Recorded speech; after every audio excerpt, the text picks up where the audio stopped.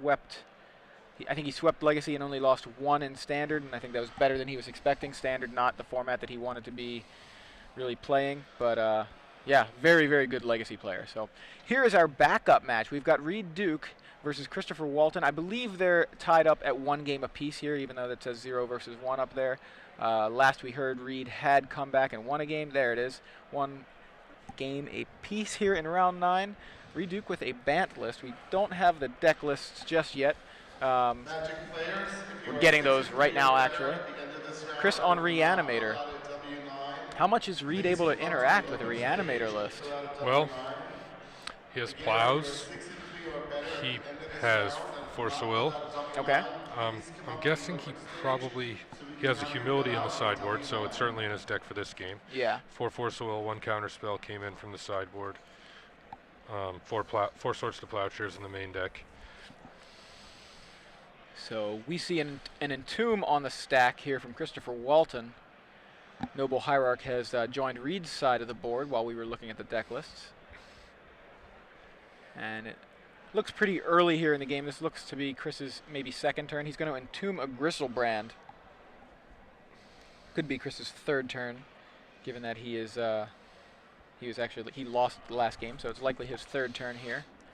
Not a lot of cards in hand. Looks like only 3. Yeah, we've seen, or we didn't see it, but it looks like he has cast a Careful Study, but yeah, not much in hand. But a Reanimate targeting Gristlebrand will certainly put some cards in his hand if it resolves. Reanimate on the stack. So if Reid has a way to deal with this, he's going to cast it. And it looks like he does have a Force of Will removing Daze. Yeah, so that was a key moment there. If he was not able to do that, Christopher would have possibly been able to run away with things, at least drawing a bunch of cards if Reid was unable to deal with the Gristlebrand. But he keeps Gristlebrand off the table there, and now on Reid's turn, with a Noble Hierarch, a Forest, and an Island, he has access to all 3 of his colors. And he has no land drop and passes back. Is that another Reanimate? Guess not. And a Vendilion Click at end of turn meets a Daze from Christopher Walton. Chris passes back to Reid. So what Reid probably does want to find is a way to get his Scavenging Ooze into play. Scavenging Ooze would do some nice work on Chris's graveyard if it can hit the board. Noble Hierarch, the play from Reid as he passes back. So he's got 2 Hierarchs, 2 lands, and that's all that Reid's got available. So curious that Reid didn't attack with his 2nd Hierarch leads me to believe that he probably has his counterspell in hand. I can't really make out Reid's hand at all, but yeah, he does have counterspell. Actually, I can see the actual counterspell itself in hand. And this looks like a Green Sun Zenith here for 2. It's going to get, no doubt it's going to be Scavenging Ooze. And there it is, Scavenging Ooze on the table. Chris Walton trying to get Gristlebrand into play earlier. Can't resolve the Reanimate, and at this point is just trying to sculpt a way to, or trying to find a way to get that Gristlebrand into play. It looks like he has yet to find a reanimation spell. Another green land from Reid too is very important now. If Christopher was able to cast a 2nd Entomb and then an Exhume or something, he'll be able to eat both creatures.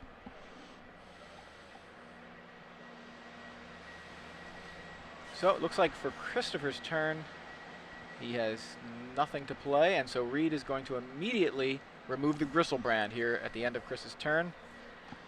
Pumping up the Scavenging Ooze. And now Reid actually going to go ahead and crack the Misty Rainforest and maybe get a little more action out of that Scavenging Ooze. Probably just remove his own Vendilion Click to make the clock a little faster. Seems like a solid plan. He finds a Tropical Island. And yeah, Reid looks to have a couple of cards in hand, but that Scavenging Ooze is probably the most important card in the game that we've seen so far. All right, Reid's going to go ahead and untap. He does indeed remove the Vendilion Click, as you mentioned. So the Ooze is now a 4/4. Reid with 3 cards in hand, and that Ooze attacking alone gets 2 Exalted triggers, so it'll put Chris to 13.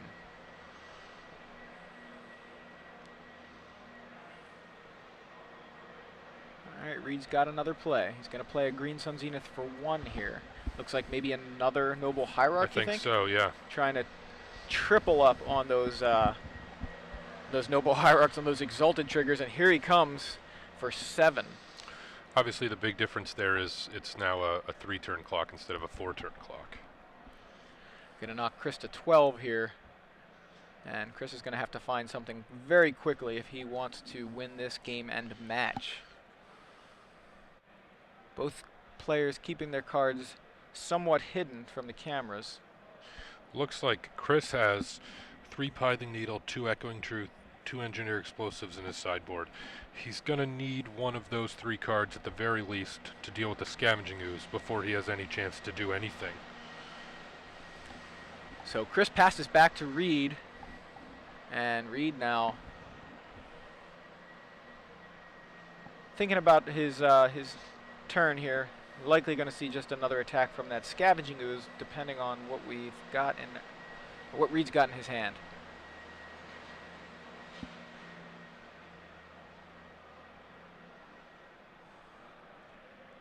And 3 mana, all from the Noble Hierarch. So a Green Sun Zenith for 2 here. Caselli Pride Mage. This is actually pretty relevant. My guess is that in the first 2 games, Reid has seen Thoughtseize out of Chris's deck. So what happens now is the Ooze hits for 10, and it takes Thoughtseize away from Chris. What Reid can actually do, if in theory, would be to Pride Mage of the Lotus Petal, eat the Pride Mage, and put him to 1, or did I miscount? Yeah, it looks like, yeah, well, either way. Yeah. Yeah, it's trying to do all the math with the Exalted creatures and the adding in the extra creatures from the Ooze. But either way, Christopher Walton unable to muster a defense against the Scavenging Ooze, and Reid Duke, as you predicted, came back after losing game 1 to win 2 more games, and 2 games to 1 with Bant over Reanimator here in round 9 of our Legacy Open, live from Indianapolis.